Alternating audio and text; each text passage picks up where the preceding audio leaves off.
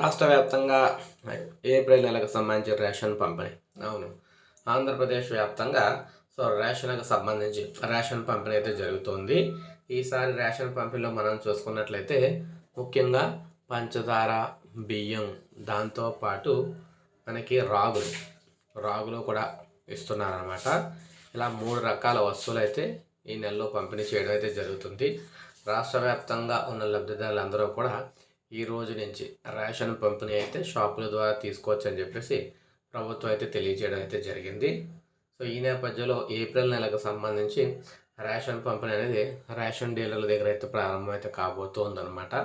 అందరూ కూడా వారికి సంబంధించి కేటాయించిన షాపుల్లో వెళ్ళి రేషన్ తెచ్చుకోవాలని చెప్పేసి అయితే చెప్తూ ఉన్నారు. అయితే ఇందులో మనకి కొంతమంది అనర్హులు కూడా ఉన్నారనమాట. అనర్హులకు సంబంధించి కూడా రేషన్ అయితే అందుతుంది. వారిని అందరినీ కూడా వెంటనే తొలగించాలని చెప్పేసి ప్రభుత్వం అయితే భావిస్తూ ఉందన్నమాట.